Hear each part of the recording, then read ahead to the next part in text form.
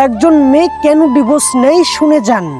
আমি বিদেশি বান্ধবী আনাকে জিজ্ঞাসা করেছিলাম সে এখন ডিভোর্সের সিদ্ধান্ত নিল কেন। সে হেসে বলল, যখন দেখলাম আমি তার পছন্দের আই মেকআপ করলেও সে টের পাচ্ছিল না যে স্পেশালি আমি এটা তার জন্য করেছি।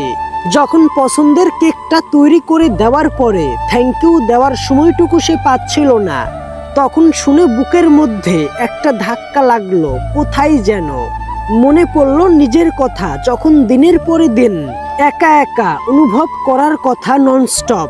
একজনকে বলতাম আর সেও দেশে বসে বলতো আমিও তো একা।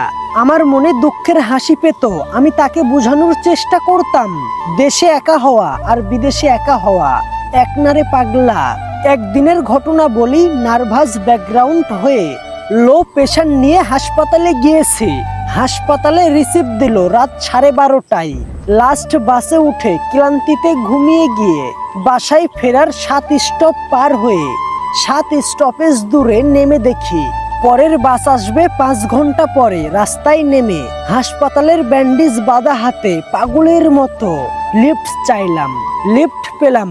এক ফ্রান্সের দাম্পত্যের গাড়িতে বাসায় ফিরে এখনকার এক্স হাজবেন্ডকে যখন বললাম আমার একা একা লাগে, উত্তরে সে বলল আমিও তো একা, হা হা হা। মেয়েরা একদিনে চেঞ্জ হয় না, হয় আস্তে আস্তে। এই প্রক্রিয়া দীর্ঘ। প্রথমে আপনি তাকে সুন্দর লাগছে বলা ছেড়ে দিলেন, সে এটা মেনে নিত। আপনি তার জন্য ফুল নিয়ে আসতেন, কিন্তু কিছুকাল পরে ফুল দেওয়ার কি দরকার এটা ভেবে ফুল নিয়ে আসা বাদ দিলেন। সে এটাও মেনে নিল। আপনারা বিশেষ দিবসে গুরুত্ব দিয়ে ঘুরতে যেতেন, সেই দিবসগুলো ভুলে যাওয়া শুরু করলেন। সে এটাও মেনে নিল। আপনি কখনোই থামলেন না। আরো অনেকগুলো ছোট কিন্তু দাম্পত্য জীবনে প্রভাব ফেলার মতো ব্যাপারগুলো সেটে ফেলা শুরু করলেন। কিন্তু আপনি ঘুণাক্ষরেও জানতেন না অ্যান্টিবায়োটিক যেভাবে কাজ করে আপনার পার্টনার, মেয়েটা সেরকম ভাবে আপনার মনের ভিতরে অ্যান্টিবডি তৈরি করতে শুরু করে দিয়েছে।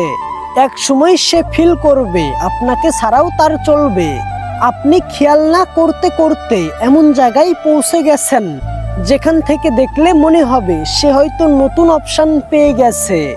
আপনাকে তার আর ভালো লাগে না বলেই দুম করে ডিভোর্স অথবা ব্রেকআপ কথা বলবে। আসল কথা হচ্ছে আপনি তাকে এমন জায়গাতে নিয়ে গেছেন যেখানে থেকে সে আর একা হয়ে যাবার ভয় পায় না, বরং মন খারাপ করে থাকাটা তার কাছে আপনার সাথে থাকার চেষ্টার চেয়ে শান্তি বলে মনে হয়।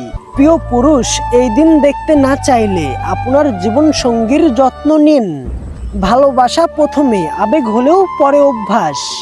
গাছের জন্য যেমন জলের দরকার, সূর্যের আলোর দরকার, আগাছা পরিষ্কার করে দেওয়া দরকার, মানুষও ঠিক তেমনই। আপনি অযত্নে অবহেলায় একজনকে ফেলে রাখবেন আর সে আপনার জন্য জনম জনম বসে থাকবে, তা হয় না। তাই ভালোবাসার মানুষের যত্ন নিন, আগলে রাখুন, তাকে সময় দিন। যে আপনাকে একদিন ভালোবেসেছে, যত্নের অভাবে সে ভালোবাসা ভুলে শুধু নিজেকেই ভালোবাসতে শুরু করলে তখন যেন সেটাকে স্বার্থপরতা বলে বসবেন না। আপনার জন্য স্বার্থ বিসর্জন দিয়েছে বলে সে নিজের ভালো থাকার স্বার্থ কেন দেখবে না?